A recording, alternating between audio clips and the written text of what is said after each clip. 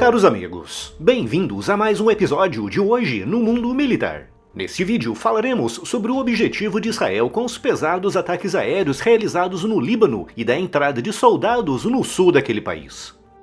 Contratar a pessoa errada custa caro, e você provavelmente ainda acabará pagando essa conta em tempo, em dinheiro e em energia que deveriam estar no crescimento do seu negócio. A Otiva resolve isso com processos seletivos personalizados. São mais de 400 empresas em todo o Brasil que pararam de contratar no achismo e agora tem uma equipe que realmente entrega resultados. Monte agora o seu time ideal. Com a Otiva, você contrata com segurança as pessoas certas para fazer a sua empresa crescer. Os links e os meios de contato estão aqui na descrição.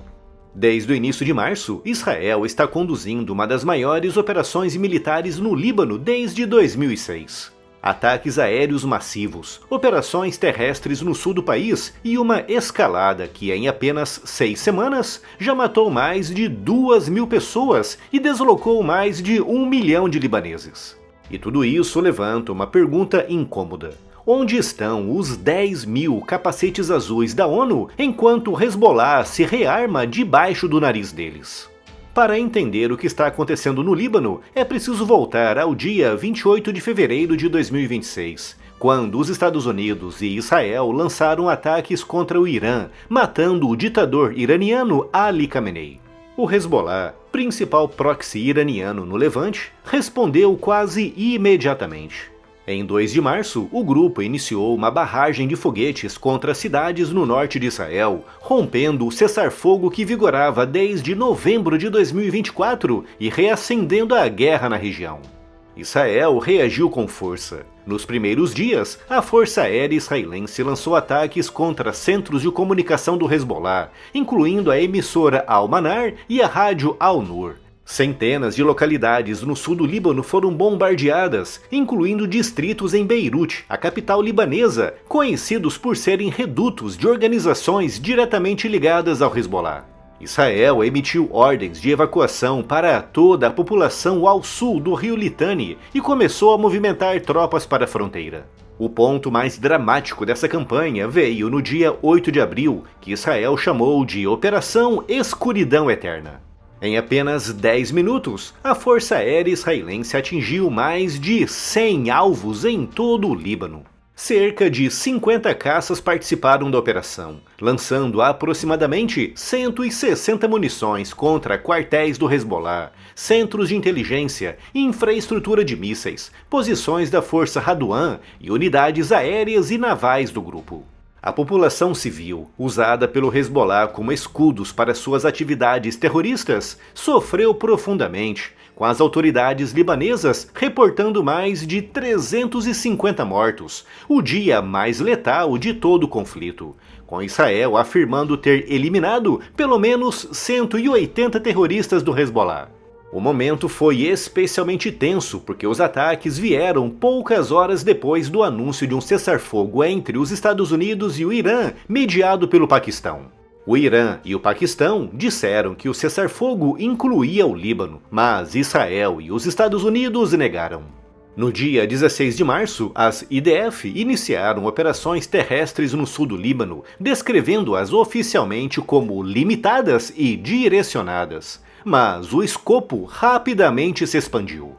Em 24 de março, o ministro da Defesa, Israel Katz, declarou abertamente que Israel demoliria as localidades libanesas na fronteira e ocuparia toda a área ao sul do rio Litani, uma faixa de aproximadamente 25 a 30 quilômetros de profundidade, correspondendo a cerca de 8% do território libanês. Netanyahu, em um vídeo gravado dentro do Líbano, reforçou essa posição ao ordenar a expansão da zona de segurança. A lógica israelense é clara: criar uma zona tampão que afaste fisicamente o Hezbollah do alcance de foguetes e mísseis antitanque contra as comunidades do norte de Israel. Para isso, Israel destruiu as principais pontes sobre o rio Litani, isolando o sul do restante do país, e 5 divisões do exército israelense foram mobilizadas. A intenção declarada é desmantelar toda a infraestrutura militar do Hezbollah na região, destruindo construções, túneis e depósitos de armas. Mas como chegamos novamente a esse ponto, com Israel voltando a entrar no Líbano e a atacar aquele país? A resposta passa por um dado fundamental. O grupo terrorista Hezbollah não cumpriu a sua parte no acordo e nunca se desarmou. O cessar-fogo de novembro de 2024, que encerrou uma rodada anterior de hostilidades que resultou na eliminação da cúpula do grupo, previa que o Hezbollah retiraria seus combatentes e armas para o norte do rio Litani. Em janeiro de 2026, o exército libanês anunciou ter completado a fase 1 do plano de desarmamento, mas a realidade era bem diferente. Com Hezbollah entregando ao exército libanês depósitos vazios, armas velhas e equipamentos que já não precisava, enquanto seu arsenal real permaneceu intocado. No período em que deveria estar se desarmando, o Hezbollah fez justamente o contrário e continuou se rearmando usando o porto de Beirute e rotas de contrabando pela fronteira com a Síria. E aqui entramos no cerne da questão. A UNIFIL, Força Interina das Nações Unidas no Líbano, está no país desde 1978, ou seja, 48 anos. A missão foi criada após a invasão israelense de 1978 em resposta a ataques da OLP. Suas tarefas originais eram simples: confirmar a retirada israelense, restaurar a paz e ajudar o governo libanês a restabelecer a autoridade no sul. Em 2006, após a Segunda Guerra do Líbano, o mandato foi ampliado pela Resolução 1701 do Conselho de Segurança, com a força passando de 2.000 para 15.000 efetivos. As novas tarefas incluíam monitorar o cessar-fogo, apoiar o exército libanês nos desdobramentos pelo sul e garantir que a área entre a linha azul e o rio Litani estaria livre de armas e terroristas. O problema é que nada disso funcionou como deveria. A Resolução 1701 exigia o desarmamento do Hezbollah ao sul do rio Litani. Não aconteceu. Exigia que o governo libanês fosse a única autoridade armada na região. Não aconteceu. Exigia um embargo de armas ao Líbano sem autorização do governo. Não aconteceu. Ao longo de quase 2 décadas, o Hezbollah fortificou todo o sul do Líbano, construiu postos de observação ao longo da linha azul, ergueu campos de tiro, estocou foguetes em infraestrutura civil, cavou túneis sob o território israelense e impediu a UNIFIL de acessar áreas inteiras. De uma milícia, o Hezbollah se transformou em algo próximo de uma força de armas combinadas, quase um exército autêntico. E o que a UNIFIL fez? Observou, anotou, reportou, porque é basicamente isso que aquela missão tem mandato para fazer. Mas não impediu o crescimento e o fortalecimento do grupo terrorista ao longo de toda a fronteira norte de Israel. O que o caso do Líbano revela é uma verdade desconfortável sobre operações de paz da ONU. Elas funcionam apenas quando todas as partes desejam a paz. Mas quando uma das partes não desejam, como o Hezbollah, que ignorou cada resolução do Conselho de Segurança, a presença de capacetes azuis não resolve o problema, apenas adia.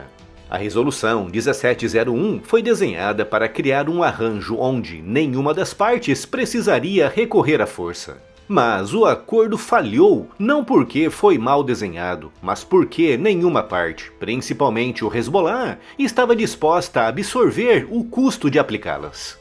Agora, com negociações entre Israel e Líbano marcadas em Washington e a UNIFIL vivendo seus últimos meses no terreno, o futuro do sul do Líbano permanece aberto.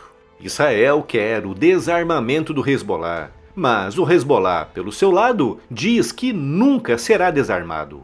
E o exército libanês, com 85.000 efetivos, ainda teme que forçar a questão possa fraturar o país e iniciar lutas sectárias internas. Uma coisa é certa, quase 50 anos de presença da ONU no sul do Líbano não produziram paz. E por isso, agora, Israel voltou a entrar no Líbano para tentar resolver esse problema de uma vez por todas.